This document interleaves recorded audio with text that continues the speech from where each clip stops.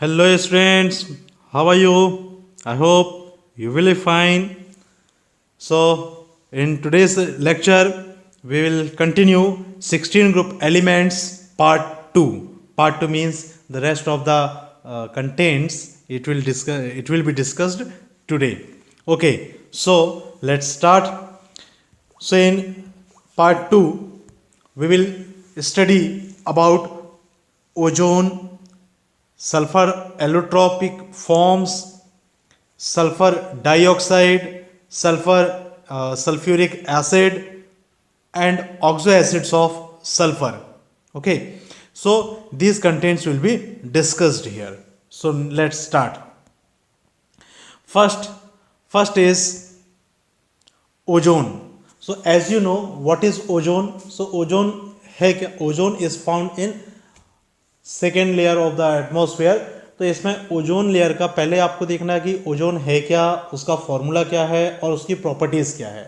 तो ओजोन आपको मालूम है कहाँ है नेचर में. ओजोन यहाँ से लगभग 16 to 20 किलोमीटर ऊपर वहाँ पर ओजोन लेयर मिलती है. अर्थ में ओजोन लेयर ऐसे नहीं मिलेगी हमको, ये एटमॉस्फेयर में मिलेगा सेकेंड लेयर. ठीक है, तो अब इसमें हमको देखना है कि ओजोन का सबसे पहले फॉर्मूला क्या है. तो ओजोन का फॉर्मूला हो O3. ओजोन का फॉर्मूला क्या है? O3. और प्रॉपर्टीज ओजोन की क्या है?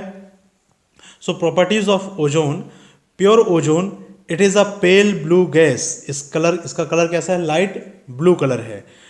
डार्क ब्लू लिक्विड, यदि इसको आप गैस को लिक्विफाइड कर दें तो ये किस में कन्वर्ट हो जाएगा? Dark blue.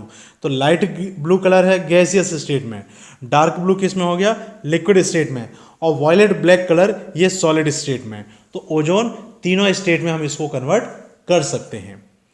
If the concentration rises above 100 parts per million, breathing becomes uncomfortable resulting in headache and nausea.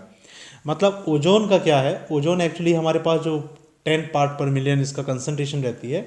ठीक है, लेकिन यदि ओजोन लेयर की कंसंट्रेशन, ओजोन गैस जो है इसकी कंसंट्रेशन हम 10 पार्ट्स पर मिलियन से 100 पार्ट्स पर मिलियन तक इंक्रीज कर दें तो फिर सांस लेने में दिक्कत हो जाएगी, ब्रीथिंग में दिक्कत हो जाएगी और हेडेक होने लगेगा. ये ओजोन की प्रॉपर्टी है. इसलिए हम कहते हैं कि ओजोन क्या है? ऑक्सीजन को छोड़ के कोई भी गैस आप इनहेल करोगे तो आपको प्रॉब्लम होगी. ओजोन भी उसी में से एक है. ये कंफ्यूज नहीं होना कि ओजोन में भी ऑक्सीजन है. नो, ऑक्सीजन अलग है, O2 ऑक्सीजन होता है और ओजोन O3 अलग है. तो दोनों की प्रॉपर्टीज अलग अलग है. So in ozone, chemical properties of ozone. So ozone is thermodynamically unstable, hence it decomposes into oxygen molecule and atoms of nascent oxygen, therefore it is a strong oxidizing agent. तो ये देखो ozone में क्या है? Ozone का formula हम लिखते हैं O3. ये O3 जो गैस है, ये O3 गैस किस में कन्वर्ट होगी? O2 और O में. और थर्मोडाइनमिकली अनस्टेबल है. क्यों? क्योंकि ये जो गैस है ये लो टेम्परेचर में ही स्टेबल होती है, इसलिए एटमॉस्फेयर में ऊपर मिलेगी. लो टेम्परेचर में ये स्टेबल है, लेकिन जैसे ही इसको थोड़ा सा आप हीट करेंगे ये इमीडिएट ब्रेक हो जाएगा. तो जैसे जैसे टेम्परेचर इंक्रीज करेंगे इसमें ओजोन का क्या होगा? डिकम्पोजिशन होने लगेगा. अब डिकम्पोजिशन का रिजल्ट क्या है? तो ओजोन किस में ब्रेक हो रहा है? O2 में और O में. और ये सिंगल O जो हम लिख रहे हैं, सिंगल O, इसका मतलब ये कैसा है? Nascent oxygen. और this nascent oxygen it is very very unstable और वेरी वेरी रिएक्टिव. तो ये इमीडिएटली दूसरे किसी भी एलिमेंट के साथ ये रिएक्शन करेगा. तो इसलिए ozone layer strong oxidizing agent है. एग्जाम्पल तो देखते हैं कौन कौन सी इसकी रिएक्शन है. सबसे पहले it oxidizes lead sulphide to lead sulphate. Lead sulphide में लीड का ऑक्सीडेशन स्टेट क्या है? लीड का ऑक्सीडेशन स्टेट है +2. और लीड सल्फेट में लीड का ऑक्सीडेशन स्टेट कितना आ जाएगा? +4. तो इसका क्या हो गया? ऑक्सीडेशन. इसलिए ये कैसा हो गया? Oxidising agent. तो ये हमारे पास रिएक्शन हो जाएगी. रिएक्शन कौन सी? Lead oxide, lead sulphide plus ozone, lead sulphate plus O2. ये इक्वेशन जो आते हैं ये एग्जाम में सिर्फ इक्वेशन कंप्लीट करने के लिए आते हैं, बट यहाँ पर इंपॉर्टेंट क्या है? यहाँ पर इंपॉर्टेंट इसकी प्रॉपर्टी की. ओजोन क्या है? स्ट्रॉन्ग ऑक्सीडाइजिंग एजेंट है. Second, it oxidizes iodide ion to iodine. Iodide ion में आई की ऑक्सीडेशन स्टेट क्या है? -1. और I2 में ऑक्सीडेशन स्टेट कितना होगा, ये देखो इसकी -1 ऑक्सीडेशन स्टेट है और इसका ऑक्सीडेशन स्टेट 0 है, तो इसका क्या हो गया ऑक्सीडेशन। तो ये स्ट्रॉन्ग ऑक्सीडाइजिंग एजेंट का काम करेगा, कौन, ओजोन। देन नेक्स्ट हम देखेंगे ओजोन में estimation of ozone. Estimation of ozone से मतलब ये है कि आप ओजोन का कैलकुलेशन कितना करेंगे, कितनी ओजोन प्रेजेंट है, तो इसके एस्टिमेशन की मेथड है। This question is very very important, इसको टिक आउट कर लीजिए, ठीक है। Estimation of ozone, when ozone reacts with an excess of potassium iodide solution buffered, मतलब कहने का कि ओजोन की रिएक्शन किससे कराना है, Ki से रिएक्शन कराना है। तो इन दोनों की जब रिएक्शन कराएंगे तो आयोडीन लिबरेट होगा, क्योंकि अभी हमने ओजोन में देखा है, ओजोन की प्रॉपर्टी क्या देखा हमने, I माइनस को किस में कन्वर्ट कर रहा है, I2 में। इसका मतलब Ki, इसकी रिएक्शन यदि हम ओजोन से कराएं तो ये क्या बनाएगा, ये बना लेगा यहाँ पर I2। हमको इस आयोडीन का कैलकुलेशन करना है। तो पहले स्टेप में क्या किया हमने, ozone reacts with potassium iodide, okay, to form iodine, iodine is liberated. और फिर आयोडीन का कैलकुलेशन किससे करना है, देन इस आयोडीन का हमको टाइट्रेशन करना है। टाइट्रेशन किसके साथ, आयोडीन प्लस सोडियम थायोसल्फेट, इन दोनों के बीच टाइट्रेशन करेंगे और टाइट्रेशन करने के बाद हम कैलकुलेट कर सकते हैं कि कितना आयोडीन लिबरेट हुआ है। अब इसके बाद देखना, ओजोन जब आपने आयोडीन कैलकुलेट कर लिया तो हम क्या कर रहे हैं, इनडायरेक्टली काम कर रहे हैं। इनडायरेक्टली कौन सा, इनडायरेक्टली काम ये कर रहे हैं कि आपने आयोडीन कैलकुलेट किया, आयोडीन कैलकुलेट करने के बाद ये कैलकुलेट कर सकते हैं कि कितना ओजोन इसमें कंज्यूम हुआ है, क्योंकि ओजोन और आयोडीन दोनों का रेशियो तो आपको मालूम रहेगा। तो हम क्या करेंगे, आयोडीन कितना निकला उससे हम निकालेंगे O3। फॉर एग्जांपल, जैसे हम एग्जांपल लेते हैं NaOH प्लस HCl, इन दोनों की रिएक्शन से हम करते हैं NaCl और H2O, ओके। अब यदि मैं ये कहता हूं कि आपको 10 मोल ऑफ NaCl मिला, मैंने NaCl का कैलकुलेशन किया, टाइट्रेशन करके NaCl का कैलकुलेशन किया, तो 10 मोल ऑफ NaCl यदि मिल रहा है तो बताओ कितना HCl लगेगा। तो देखो इक्वेशन बैलेंस में 1 HCl 1 NaOH दोनों रिएक्शन करके 1 NaCl बनाते हैं। इसका मतलब 1 HCl रिक्वायर होगा 1 NaCl बनाने के लिए। तो 10 मोल ऑफ NaCl बनाने के लिए कितना HCl चाहिए आपको, 10 मोल्स चाहिए। तो यहाँ हमने क्या किया, हमने NaCl कैलकुलेट किया है और NaCl के थ्रू हम कैलकुलेट कर रहे हैं कि HCl कितना यूज हुआ। तो वैसा ही काम करना है हमको, पहले पोटेशियम आयोडाइड और आयोडीन की ओजोन की रिएक्शन कराना है, यहाँ के बाद फिर हम आयोडीन की रिएक्शन कराएंगे सोडियम थायोसल्फेट के साथ। तो यहाँ से आपको कैलकुलेशन मालूम होगा आयोडीन का, आयोडीन की कैलकुलेशन करेंगे हम ओजोन। तो ये इनडायरेक्ट मेथड हो गया, ठीक है। तो ये है एस्टिमेशन ऑफ ओजोन। सिर्फ इतना ही आपको एग्जाम में लिखना है कि कैसे हम इसका एस्टिमेशन करते हैं। रीजन ऑफ ओजोन डिप्लीशन, तो रीजन ऑफ ओजोन डिप्लीशन ये आपको मालूम है कि ओजोन का डिप्लीशन कैसे हो रहा है। तो पहला इसका फैक्टर होता है CFC क्लोरोफ्लोरोकार्बन, और एक और फैक्टर इसमें ये फैक्टर होता है नाइट्रोजन ऑक्साइड। चलिए देखते हैं कैसे। सो नाइट्रोजन ऑक्साइड, इसका मेन सोर्स क्या है, emitted from the exhaust system of supersonic jet aeroplanes. आप मालूम कि एरोप्लेन जो है वो एरोप्लेन कहाँ उड़ रहा है, डेफिनेटली अर्थ से ऊपर उड़ेगा। तो ओजोन लेयर कहाँ है, ये एटमॉस्फेयर के सेकेंड लेयर में है, और जेट एरोप्लेन कहाँ उड़ रहे हैं, ये भी सेकेंड लेयर में उड़ रहे हैं। तो इसका मतलब जो जेट एरोप्लेन है उससे जो एग्जॉस्ट निकल रहा है उसमें प्रेजेंट होता है नाइट्रोजन ऑक्साइड। उसमें क्या प्रेजेंट होगा, नाइट्रोजन ऑक्साइड। इस नाइट्रोजन ऑक्साइड की रिएक्शन किससे करना है, ओजोन से। ये देखो जैसे आपने जेट एरोप्लेन ऊपर उड़ा, वहाँ से एग्जॉस्ट में निकला nitrogen oxide, ozone layer present है, नाइट्रोजन ऑक्साइड की रिएक्शन होगी ओजोन के साथ, ये बनाएगा NO2 और O2। तो यहाँ पर ओजोन लेयर क्या हो गई, खत्म हो गई। तो जब NO2 यहाँ पर बन रहा है मतलब ओजोन लेयर का यहाँ पर क्या हो रहा है, डिकम्पोजिशन हो रहा है, डिप्लीशन हो रहा है, धीरे धीरे ओजोन लेयर यहाँ से डिलीट होती जाएगी। ये पहला फैक्टर है। सेकेंड फैक्टर है इसका use of freons means chlorofluorocarbon. तो ये इसके दो फैक्टर हो गए। दो फैक्टर कौन से, एक हो गया नाइट्रोजन ऑक्साइड और दूसरा हो गया CFC। ये दोनों रीजन आपको नोट आउट करना है। तो इसमें estimation of ozone, this one is very very important question, tick out लगा लीजिए इसको, very very important question. And ozone depletion, तो तो ओजोन डिप्लीशन के लिए भी क्वेश्चन आपके एग्जाम में आता है। आफ्टर ओजोन डिप्लीशन अब हम देखते हैं सल्फर एलोट्रोपिक फॉर्म्स, कि सल्फर के एलोट्रोपिक फॉर्म्स कौन कौन से हैं। तो यहां देखना है sulphur mainly two types of allotropes बनाएगा, एक सॉलिड स्टेट में बनाएगा और एक वेपर फेज में बनाएगा।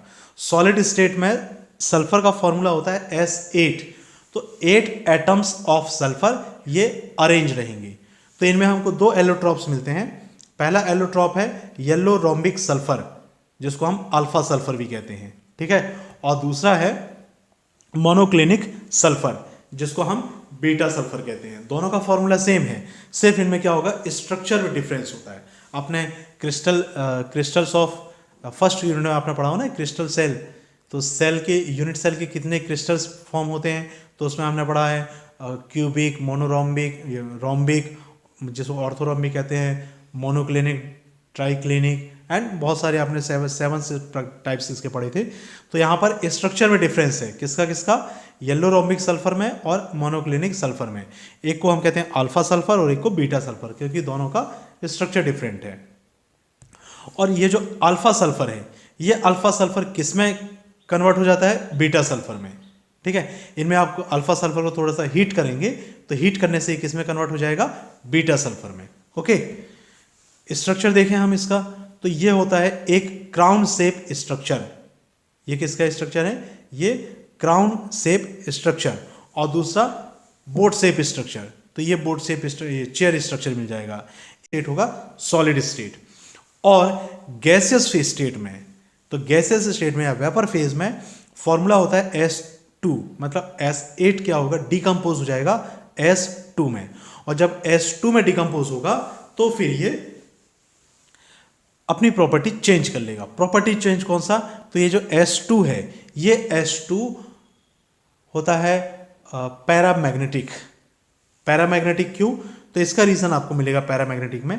S2 देखो, S2 में क्या हो रहा है, हम S2 को किससे कंपेयर करते हैं, हम S2 को कंपेयर करते हैं O2 से। तो आपने O2 का MOT थ्योरी पढ़ा हुआ है। MOT थ्योरी में हम क्या देखते हैं, ये हो गया अपना सिग्मा स्टार 2p z, और यहाँ पर दो होते हैं, एक होता है पाई स्टार 2p x और एक होता है पाई स्टार 2p y। नीचे आपको मिलेगा, यहाँ पर आपको मिलेगा पाई 2p x, यहाँ पर मिलेगा पाई 2p y, और नीचे सिग्मा 2p z। मैं थोड़ा सा MOT थ्योरी में डिस्कस कर रहा हूँ।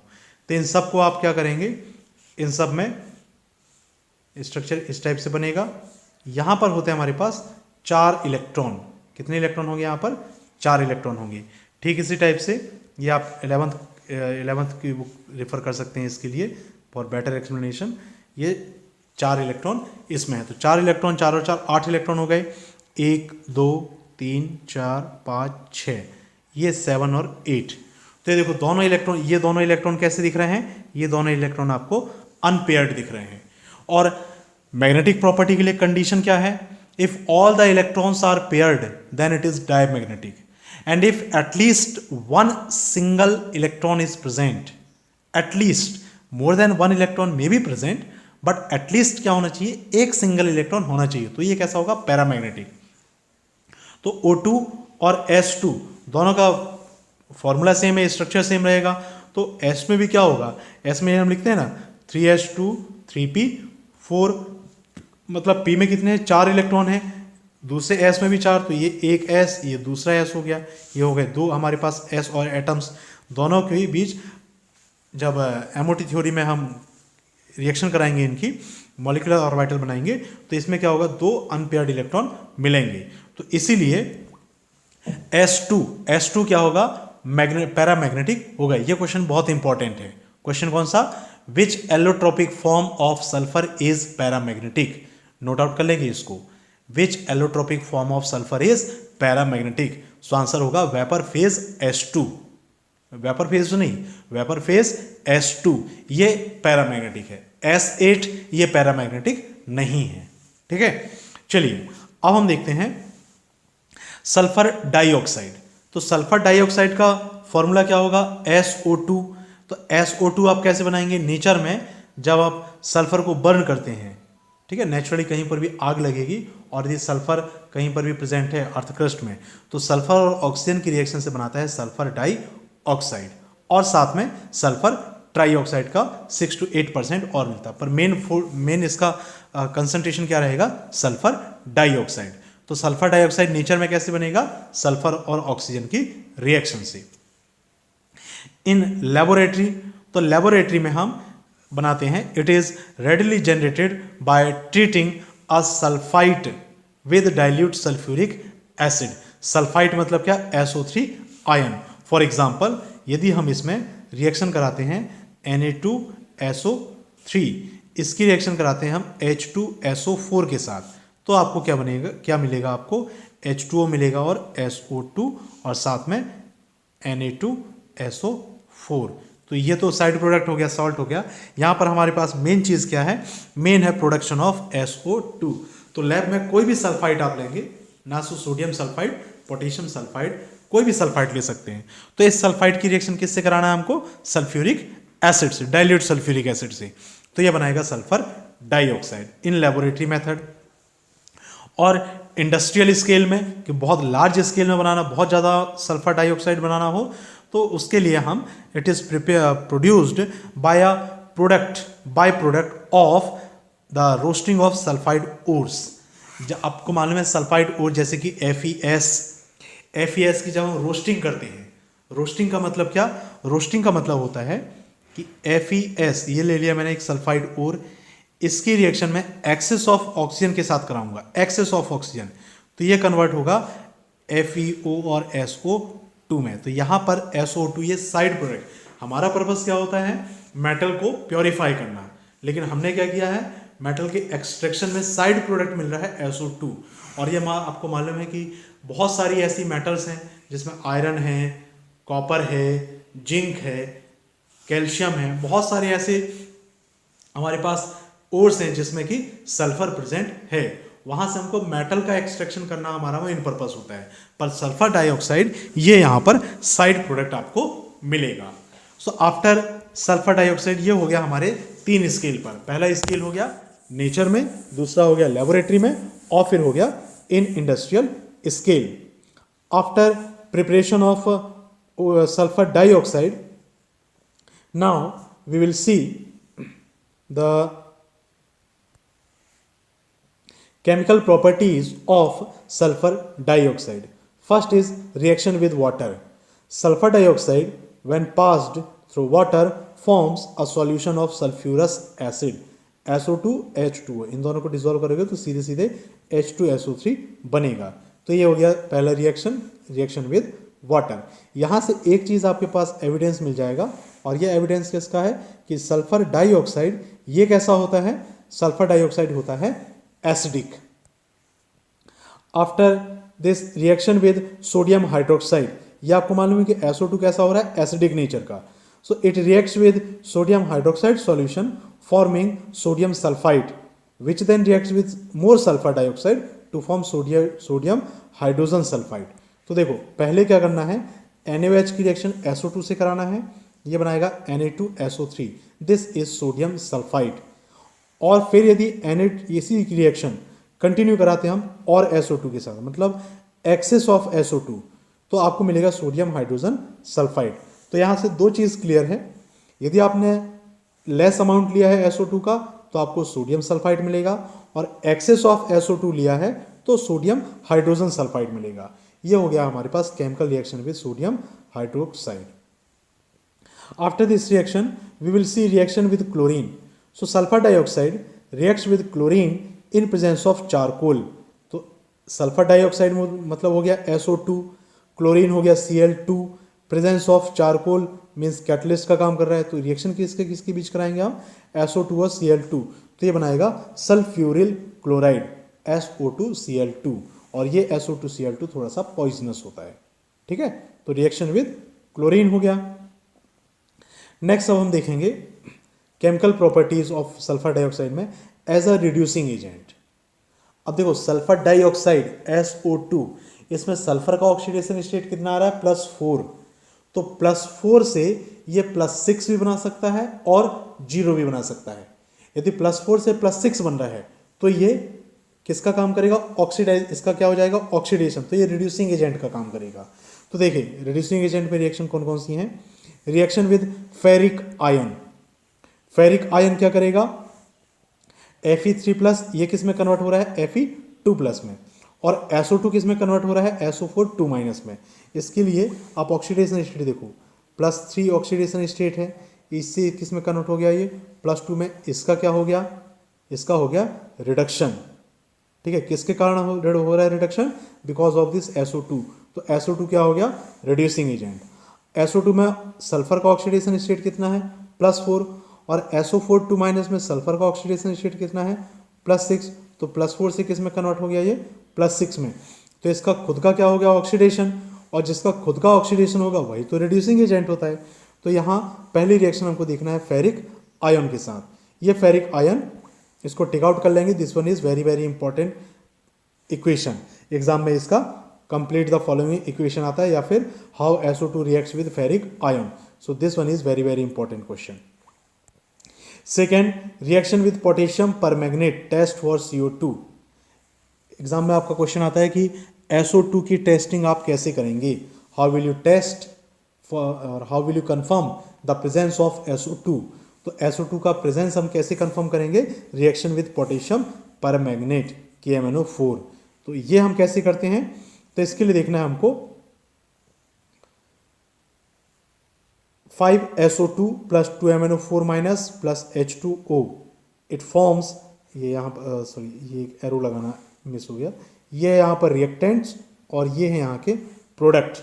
ठीक है, इसको थोड़ा आप एडिट कर लेंगे, बीच में एरो लगा लेना। 5SO2 ये किस में कन्वर्ट हो रहा है, तो इसका ऑक्सीडेशन स्टेट हो गया +4, यहाँ पर ऑक्सीडेशन स्टेट हो गया +6। KMnO4 इसका ऑक्सीडेशन स्टेट होता है +7, इससे किस में कन्वर्ट हो रहा है, +2 में। तो ये हो गया इसका क्या, रिडक्शन।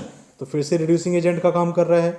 और इसमें ये जो KMnO4 का कलर होता है, आपको KMnO4 का कलर है, KMnO4 का कलर कैसा होता है, KMnO4 का कलर होता है इस कलर का KMnO4 होता है आपके पास। ठीक है, इस KMnO4 को जैसे ही आप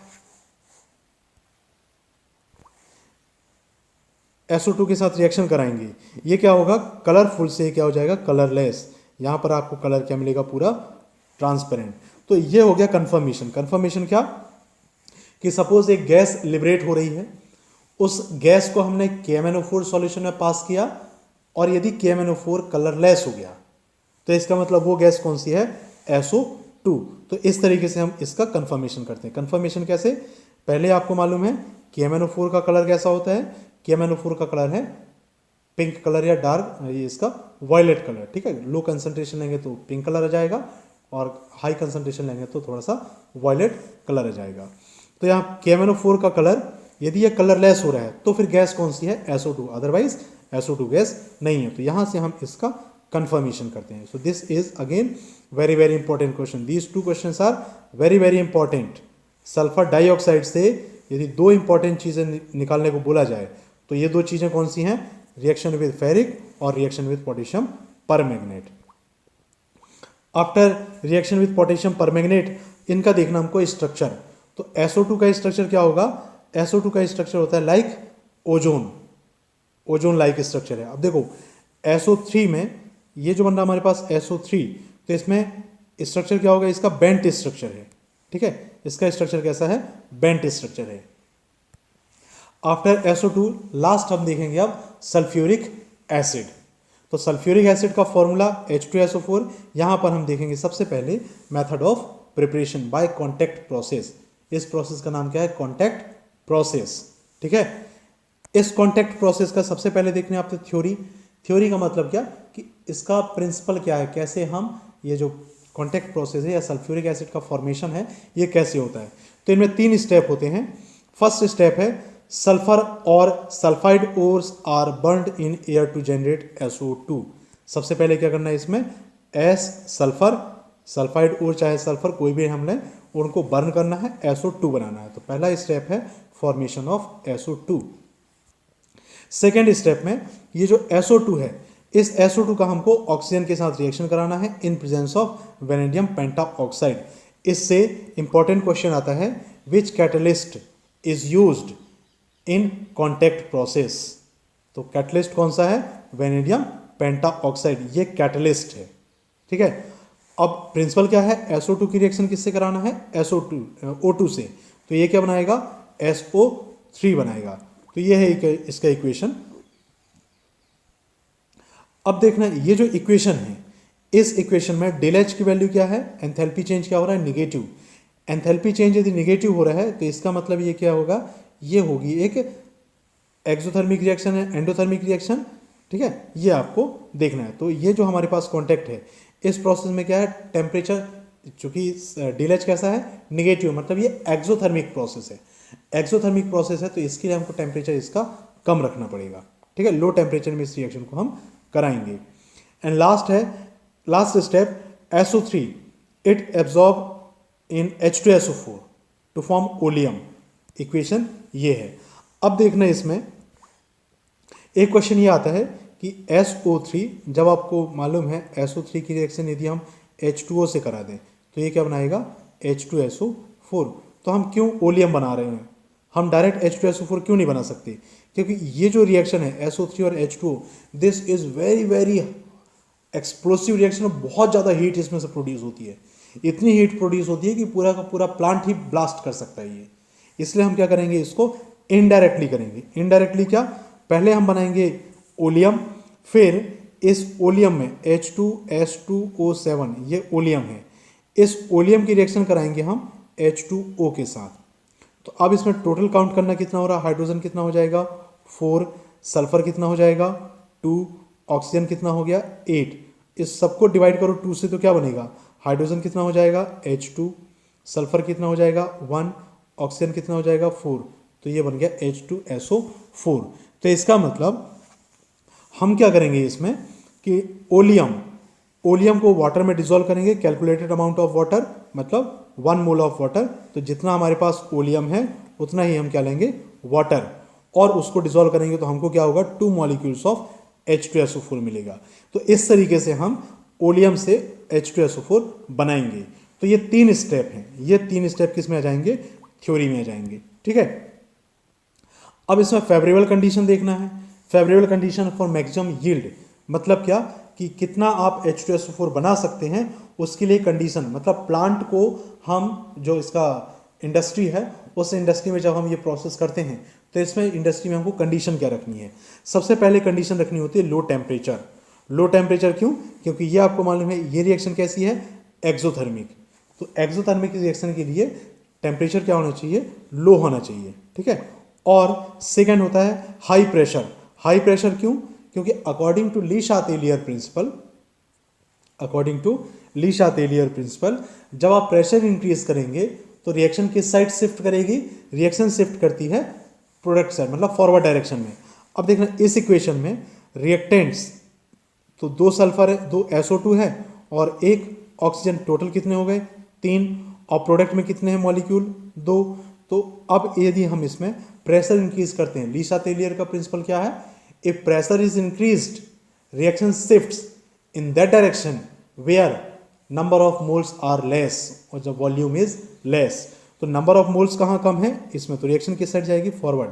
तो फॉरवर्ड रिएक्शन हमें करनी है, SO3 को ही तो बनाना है ना, तो इसके लिए हमको हाई प्रेशर लगना पड़ेगा। तो ये 2 कंडीशन हमें करना है, लो टेम्परेचर और हाई प्रेशर। अब एक चीज़ और कि जो लो टेम्परेचर है, इस लो टेम्परेचर में रेट ऑफ रिएक्शन कम होगी। तो रेट ऑफ रिएक्शन कम होगी तो हमको क्या यूज़ करना पड़ेगा, कैटलिस्ट यूज़ करना पड़ेगा। क्या यूज़ करना है, कैटलिस्ट। तो थर्ड कंडीशन क्या हो जाएगी, थर्ड कंडीशन होगी यूज ऑफ कैटलिस्ट। ठीक है, थर्ड कंडीशन क्या हो जाएगी, यूज ऑफ कैटलिस्ट। तो ये 3 फेवरेबल कंडीशन है, ये हमारे एग्जाम में लिखने के लिए आती है। पहला क्या आएगा कि कैटलिस्ट कौन सा यूज किया है, और दूसरा क्वेश्चन आएगा favourable condition for maximum yield. Favourable condition में एक हमने देखा था अमोनिया की फेवरेबल कंडीशन, वो आता है एग्जाम में, और favourable condition for maximum yield of H2SO4। तो ये 2 हमें फेवरेबल कंडीशन याद रखना है। ठीक है, इसके बाद हम देखते हैं 3 कंडीशन हो गई फेयरवेल कंडीशन। इसके बाद अब हम देखेंगे sulphuric acid, method of sulphuric acid के बाद properties, chemical properties of sulphuric acid. First है इसका एसिडिक कैरेक्टर। एसिडिक कैरेक्टर में देखिए H2SO4 it is dibasic. Dibasic मतलब क्या, इसमें कितने हाइड्रोजन निकलेंगे, 2 हाइड्रोजन निकलेंगे। पहले स्टेप में 1 हाइड्रोजन निकलेगा और दूसरे स्टेप में एक और हाइड्रोजन निकलेगा। ठीक है, तो हमको क्या करना है, इसमें 2 स्टेप लेना है। देखो इसको H2O लिखा है, मतलब क्या, H, इसका स्ट्रक्चर यदि हम देखें तो स्ट्रक्चर यह होगा sulphur, double bond oxygen, double bond oxygen, 1 OH and 1 more OH। तो हमारे पास कितने हाइड्रोजन है, इसमें 2 हाइड्रोजन। पहले स्टेप में 1 हाइड्रोजन निकलेगा, तो स्ट्रक्चर क्या बनेगा, ये रहेगा, यहाँ पर 1 OH रहेगा, यहाँ पर O माइनस। तो ये फॉर्मूला क्या बन रहा है, ये फॉर्मूला बन रहा है HSO4 माइनस, ये है प्रोडक्ट। और एक H प्लस निकला, H प्लस वाटर के साथ कंबाइन हो जाएगा तो H3O प्लस बनाएगा। तो यहाँ पर हम पहला हाइड्रोजन जब हम निकालेंगे तो इसका डिसोसिएशन कांस्टेंट की वैल्यू कितनी है, मोर देन 10। डिसोसिएशन कांस्टेंट की वैल्यू कितनी है, मोर देन 10। तो जब Ka की वैल्यू बहुत ज़्यादा होती है तो इसका मतलब सबसे ज़्यादा एसिडिक होता है। फिर जब आप दूसरा हाइड्रोजन निकालेंगे तो फिर Ka की वैल्यू कम है। तो इससे एविडेंस क्या मिल रहा है, एविडेंस ये है कि पहला हाइड्रोजन निकालना बहुत ही ईजीली है। ईजिली मतलब बहुत ज़्यादा इसका एसिडिक कैरेक्टर है। तो H2SO4 बहुत ज़्यादा डेंजरस एसिड है। ठीक है, तो H2SO4 में क्या याद रखेंगे कि H2SO4 this is very very strong acid, very very dangerous acid actually. ठीक है, ये इसकी पहली केमिकल प्रॉपर्टी हो गई, acidic character. The larger value of Ka, it means that H2SO4 is largely dissociated into H plus and HSO4 minus. Greater the value of dissociation constant, the stronger is the acid. ये इसका statement हो गया। Second, आप कुछ एक example लिखते हैं।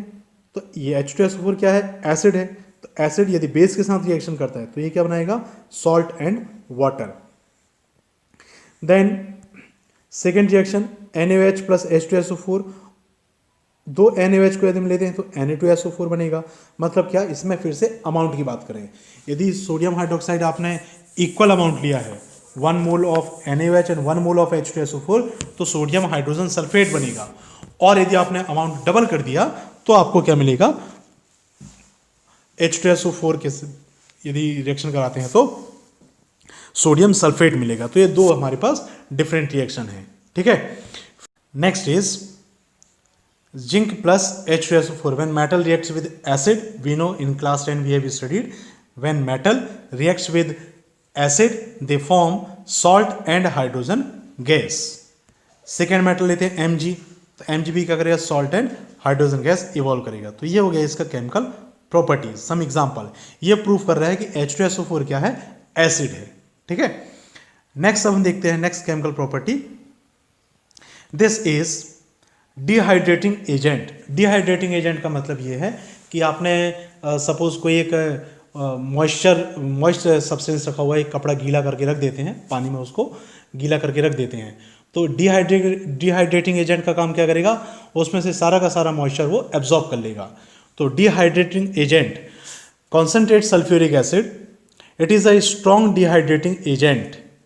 ठीक है, and many wet gases can be dried by passing them through sulphuric acid.